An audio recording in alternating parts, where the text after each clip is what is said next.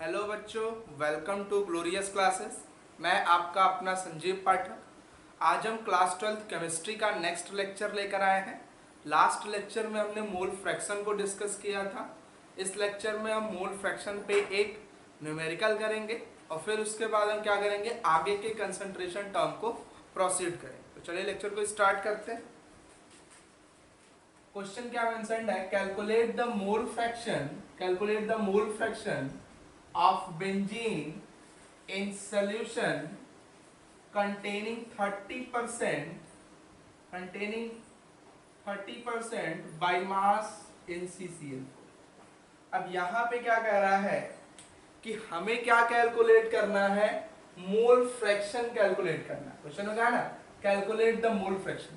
हमें क्या कैलकुलेट करना है, मोल फ्रैक्शन कैलकुलेट करना है। किसका मोल फ्रैक्शन कैलकुलेट करना है? बेंजीन का सॉल्यूशन में, जिस सॉल्यूशन में 30% बाई मास क्या है, बेंजीन है, और वो सॉल्यूशन किसका है? CCl4 का सॉल्यूशन है, कार्बन टेट्रा क्लोराइड का सॉल्यूशन है। क्वेश्चन समझ में आया कि हमें करना क्या है, मोल फ्रैक्शन निकालना है। किसका मोल फ्रैक्शन निकालना है? बेंजीन का, जिसका सॉल्यूशन किसके साथ बन रहा है? CCl4 के साथ। और वहां पर बेंजीन का कंसंट्रेशन कितना है? 30% बाई मास। 30% बाई मास बता रखा है पहले में, जब परसेंटेज बाई मास पढ़ा रहा था, कि अगर 30% बाई मास लिखा है तो मतलब आप क्या कह सकते हो कि 30 gram of benzene dissolve in 100 gram of, या कह सकते हो 70 ग्राम ऑफ CCl4। बात समझ में आई? क्वेश्चन को समझो। सपोज यहां पे क्या कहा कि ये एक सॉल्यूशन लिया गया है, ये एक सॉल्यूशन लिया गया है,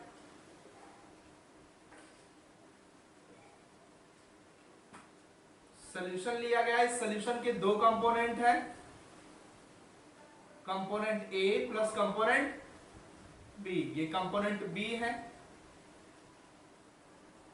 और एक लिया गया है कंपोनेंट ए। तो दो कंपोनेंट है, कंपोनेंट ए और कंपोनेंट बी। कंपोनेंट ए जो है वो क्या है, मान लीजिए यहां पे सॉल्यूट है, और कंपोनेंट बी क्या है, मान लीजिए सॉल्वेंट है। तो यहां पे कहा क्या है, 30% बाई मास, मतलब कि जो बेंजीन है, ये बेंजीन कहा गया है 30%, मतलब कितने ग्राम? 30 ग्राम। कितने ग्राम? 30 ग्राम। मतलब यहां पे सॉल्यूट का कंसंट्रेशन कितना है? 30 ग्राम। और ये क्या है आपका? That is benzene. क्या है? बेंजीन। अब हमने मान लिया, suppose the mass of solution is 100 gram. Suppose यहां पे लिख लिया कि suppose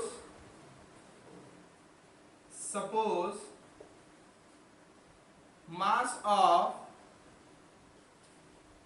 solution equal to 100 gram. हमने क्या कहा, mass of solution is equal to 100 gram. Solution का मास कितना है? 100 ग्राम है टोटल मास सॉल्यूशन का। तो अगर आप सॉल्यूशन में से सॉल्यूशन में से सॉल्यूट का मास घटा दें तो आपको सॉल्वेंट का मास मिल जाएगा। तो आप करोगे क्या, टोटल कितना हमने सपोज किया, 100 ग्राम। तो 100 ग्राम माइनस 30 ग्राम, 100 ग्राम माइनस 30 ग्राम। 100 ग्राम में से 30 ग्राम क्या कर दिए, माइनस कर दिए। जब 100 ग्राम में से 30 ग्राम निकाल दोगे तो कितना ग्राम बचेगा? 70 ग्राम। और यही क्या होगा, this is the mass of solvent. ये किसका मास हो गया? सॉल्वेंट का। सॉल्वेंट है क्या? That is CCl4। तो ये किसका मास हो गया? CCl4। और ये किसका मास था? बेंजीन का, C6H6 का मास था।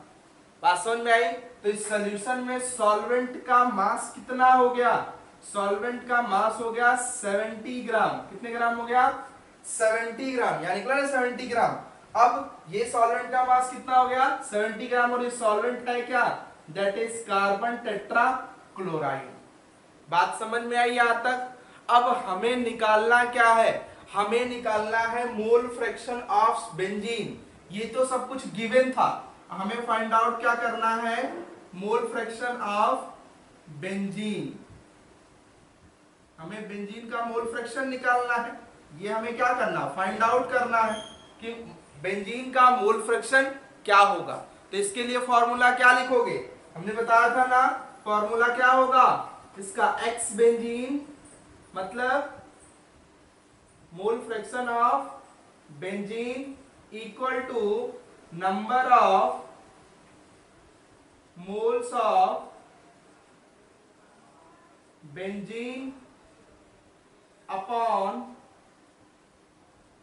Total number of moles of solution.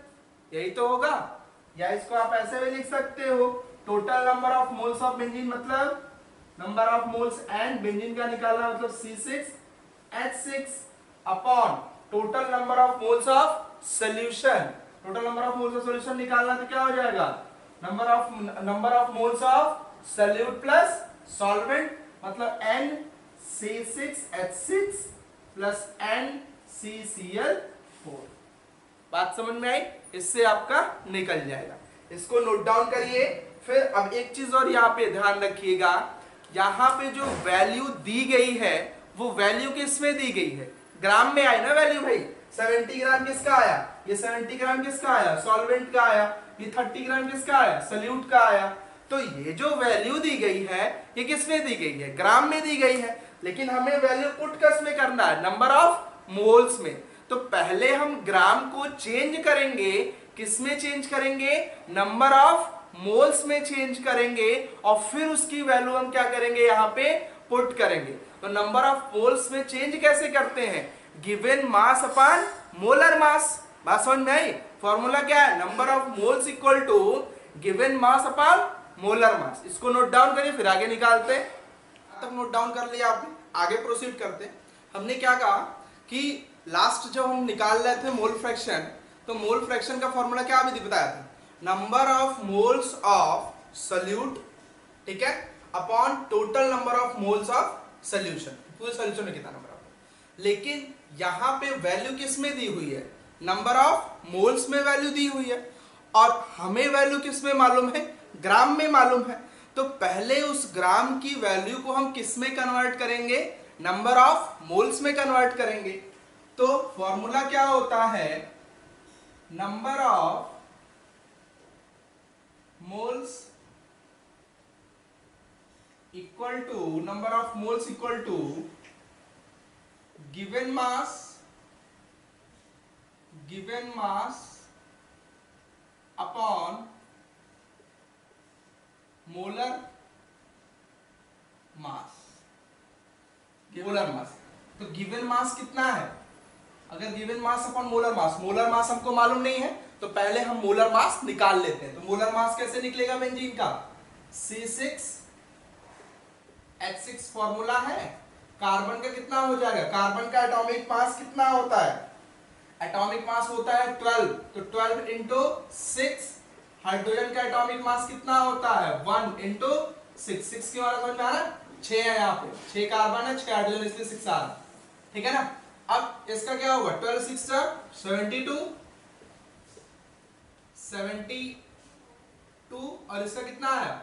6। Add कर दो, कितनी आ जाएगी वैल्यू? 78 ग्राम। तो कितना वैल्यू आ गया? 78 ग्राम आ गया। बात समझ में आई? अब ये वैल्यू जो 78 ग्राम आई है, ये क्या आया है? मोलर मास आया किसका? बेंजीन का। और हमें नंबर ऑफ मोल निकालना है, तो निकाल लीजिए ना। गिवन मास कितना दिया हुआ है? गिवन मास आपका 30 ग्राम था, लास्ट टाइम देखा था। और ये कितना मोल आया है? 78 आया नहीं आया? इसको डिवाइड करोगे कितना आ जाएगा? 0.385, 385 ग्राम पर मोल। तो ये क्या आ गया आपका? ग्राम पर। ये क्या आपका? नंबर ऑफ मोल्स आ गया किसका, बेंजीन का। तो अब इसी तरह हमें क्या निकालना पड़ेगा, CCl4 का निकालना पड़ेगा। तो निकाल लीजिए number of moles of CCl4 equal to same formula, given mass upon molar mass, formula same होगा।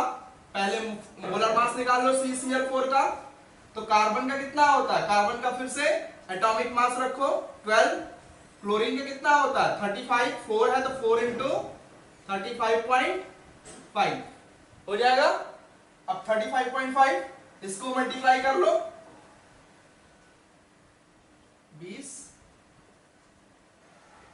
22 142.0, तो ये कितना आ जाएगा 142 हो गया, ठीक है। प्लस 12 ऐड कर दो, ऐड करो कितना आएगा 4 2, तो 2 2 4 4 1 5 और 1 154। तो ये क्या आ गया आपका मोलर मास आ गया। तो गिवन मास कितना है, CCl4 का गिवन मास था 70 ग्राम अपॉन 154, डिवाइड कर दीजिए, डिवाइड करेंगे तो कितना आएगा नियर अबाउट 0.455 ग्राम पर मोल। ये क्या आ गया, नंबर ऑफ मोल्स आ गए CCl4 के, और ये नंबर ऑफ मोल्स आ गए किसके, एन बेंजीन के, C6H6 के। बात समझ में आई, कोई दिक्कत यहां था। बेंजीन का भी निकल गया और किसका CCl4 कार्बन टेट्रा क्लोराइड का भी निकल गया, दोनों का निकल गया। अब सभी का हमें नंबर ऑफ मोल मालूम चल गया है। तो क्या अब नंबर ऑफ मोल मालूम चल गया तो क्या अब हम मोल फ्रैक्शन निकाल लेंगे, हाँ निकाल लेंगे भाई। अब देखो यहाँ पे आपको दो वैल्यू यहां से मिल गई है, क्या mole fraction, number of moles of benzene मिल गया C6H6 इक्वल टू कितना मिला है, इसकी वैल्यू कितनी आई है 0.385, और CCl4 का भी मिल गया है, कितनी वैल्यू आई है दैट इज 0.455। ये दोनों वैल्यू आपको मिल गई है। तो चलिए मोल फ्रैक्शन निकालते हैं, इसको नोट डाउन करें फिर मोल फ्रैक्शन निकालते हैं। आगे प्रोसीड करते हैं। मोल फ्रैक्शन का फॉर्मूला क्या था, मोल फ्रैक्शन हमें निकालना किसका है, बेंजीन का निकालना है। तो XC6H6 equal to number of moles of benzene, number of moles of benzene मतलब NC6H6 upon NC6H6 plus NCCl4, ये आपको मिलेगा। ये N नंबर ऑफ मोल है, याद रखिएगा, ये N नंबर ऑफ मोल को डिनोट कर रहा है, ठीक है। अब हमें वैल्यू मालूम है, N number of moles of benzene कितना है 0.385, तो रख दो वैल्यू, क्या रखोगे 0.385 अपॉन नीचे बेंजीन की वैल्यू वही रहेगी 0.385 प्लस CCl4 की कितनी है 0.455 हो गया। अब 0.385 और 0.385 और 0.455 को क्या करोगे ऐड कर दोगे, तो इन दोनों को ऐड करोगे तो नियर अबाउट कितना आ जाएगा 0.84, डिवाइड कर दीजिए 0.84 से 0.385 को डिवाइड करेंगे तो कितना आ जाएगा 0.454। ये वैल्यू किसकी आ गई, ये मोल फ्रैक्शन आ गया। किसका मोल फ्रैक्शन आया है, ये मोल फ्रैक्शन आया है बेंजीन का। किसका मोल फ्रैक्शन आया है, बेंजीन का मोल फ्रैक्शन आया है C6H6। ये किसका मोल फ्रैक्शन आ गया, बेंजीन का मोल फ्रैक्शन आ गया, बेंजीन का मोल फ्रैक्शन निकल गया। जब बेंजीन का मोल फ्रैक्शन निकल गया तो अब हमें यही तो फाइंड आउट करना था मोल फ्रैक्शन ऑफ बेंजीन। बात समझ में आई। लेकिन अगर आपको CCl4 का भी निकालना हो तो कुछ नहीं करना है, बताया था ना, mole fraction of A plus mole fraction of B is equal to 1। बताया था नहीं बताया था कि जो सोल्यूट और सॉल्वेंट का मोल फ्रैक्शन होता है उसका सम हमेशा क्या होगा, 1 होगा। तो यहां पे XA क्या है, मान लीजिए X C6H6 बेंजीन है सोल्यूट और X CCl4 है सॉल्वेंट, इसका सम हमेशा क्या होगा 1। हमें इसकी वैल्यू पता चल गई है, तो इसकी वैल्यू पता चल गई तो हमें इसकी वैल्यू निकालनी है, तो इसको इधर रहने दो CCl4 को, इसको लेफ्ट हैंड साइड से राइट हैंड साइड ले जाओ, तो 1 माइनस X C6H6, अब X CCl4 equal to 1 minus X C6H6 की वैल्यू कितनी है 0.454 है। अब इसमें 0.454 1 माइनस डिवाइड करिए तो कितना आ जाएगा, दैट इज 0.4542, कितना आ गया 0.542। ये किसका आ गया, ये मोल फ्रैक्शन आया है किसका, CCl4 का मोल फ्रैक्शन आया, किसका मोल फ्रैक्शन आया CCl4 का। तो दोनों का मोल फ्रैक्शन निकाल लिया आपने, CCl4 का भी निकाल लिया और C6H6 का भी निकाल लिया। कोई कुछ नहीं करना है, वैल्यू ग्राम में दी हुई थी तो हमने केवल क्या किया, नंबर ऑफ मोल का फॉर्मूला लगाया, गिवन मास अपॉन मोलर मास वाला फॉर्मूला, और उससे हमने क्या कर लिया, उसको चेंज कर लिया किसमें, नंबर ऑफ मोल्स में। जब वो नंबर ऑफ मोल्स में चेंज हो गया तो नंबर ऑफ मोल्स में चेंज होने के बाद क्या हुआ, नंबर ऑफ मोल्स में जब वैल्यू हमें मिल गई उसी वैल्यू को हमने यहाँ पे क्या कर दिया, पुट कर दिया और हमें आंसर मिल गया। बात समझ में आई, इसको नोट डाउन करो, फिर हम पार्ट्स पर मिलियन पढ़ते हैं। तो हम कौन सा टर्म स्टार्ट कर रहे हैं, parts per million term start कर रहे हैं। पार्ट्स पर मिलियन टर्म हम यूज कब करते हैं, जब सल्यूट का कंसंट्रेशन या सल्यूट का अमाउंट सॉल्वेंट के कंपैरिजन में कम होता है, तो वहां पे हम हमेशा कौन सा टर्म यूज करते हैं, parts per million term use करते हैं। ठीक है, जैसे मान लीजिए एग्जांपल कि आपका पोल्यूशन है, पोल्यूशन इन एयर, ठीक है, तब एयर जो है वो क्या है, मिक्सचर ऑफ गैसेस है, वहां पे कई गैसेस है, लेकिन वहां पे जो सल्फर डाइऑक्साइड है वो एक पोल्यूटेंट की तरह है और वहां पर उसका कंसंट्रेशन क्या है, बहुत कम है, बहुत ट्रेस अमाउंट में है, कंसंट्रेशन बहुत लो है। तो यहां पे हम हमेशा टर्म कौन सा यूज करेंगे, parts per million term use करेंगे। बात समझ में आई। तो पार्ट्स पर मिलियन टर्म का यूज हम तभी करते हैं when the concentration of solute is low as compared to solution या as compared to solid, बहुत ट्रेस हो तब कौन सा टर्म यूज करेंगे, parts per million term use करेंगे। बात समझ में आई।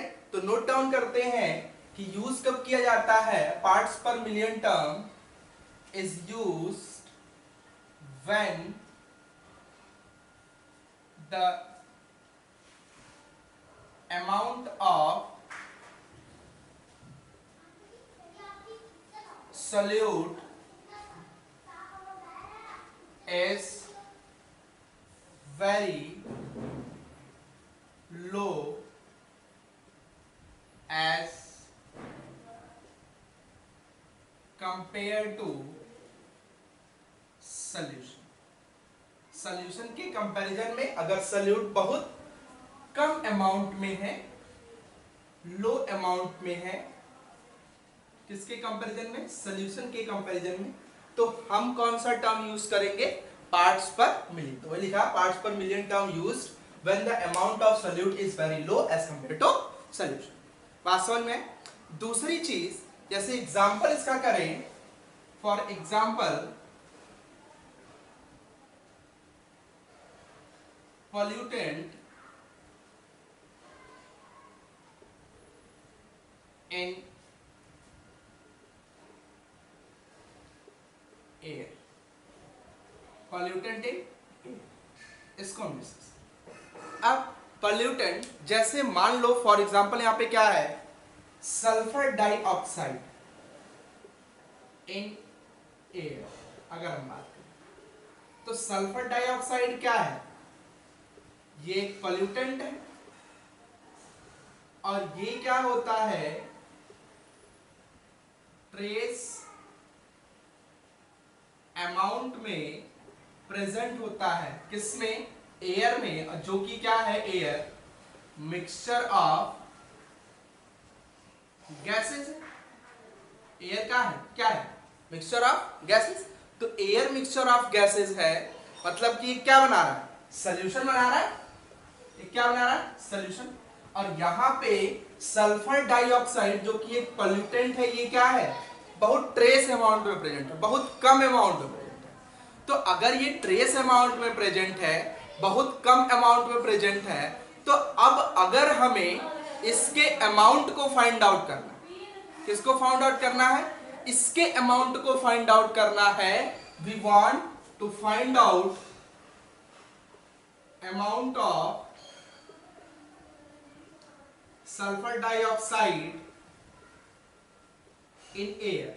तो सल्फर डाइऑक्साइड बहुत कम अमाउंट में है और इसी के अमाउंट को हमें फाइंड आउट करना है।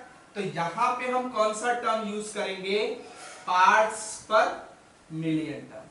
हमेशा कौन सा टर्म यहां पे यूज करेंगे, parts per million term use करेंगे, इसके अलावा कोई टर्म यूज नहीं करेंगे। बात समझ में? एग्जांपल हमने लिया पोल्यूटेंट इन एयर। पोल्यूटेंट क्या है, सल्फर डाइऑक्साइड। एयर सॉल्यूशन की तरह काम कर रहा है, मिक्सचर ऑफ गैसेस है।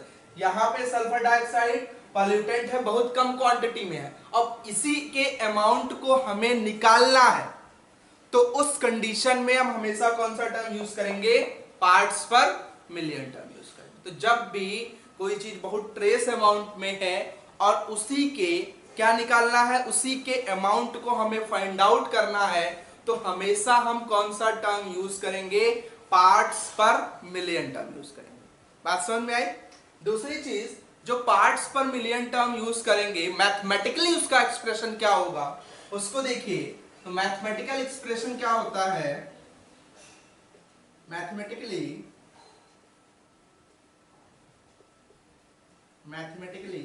इसका एक्सप्रेशन क्या है उसको लिखिए। एक्सप्रेशन क्या है, parts per million ppm equal to mass of solute upon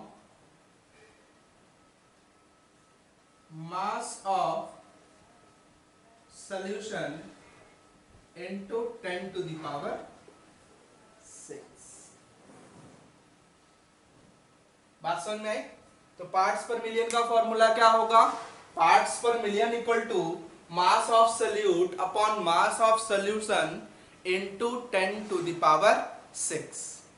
ये पार्ट्स पर मिलियन है, कितना मास है सॉल्यूट का और कितना मास है सॉल्यूशन का, उनके रेशियो को multiplied by 10 to the power 6 is called as the parts per million. अगर आप डेफिनेशन लिखना चाहो तो ये भी लिख सकते हो कि it is defined as the ratio of mass of solute and to the mass of solution multiplied by 10 to the power 6 is called as a parts per million.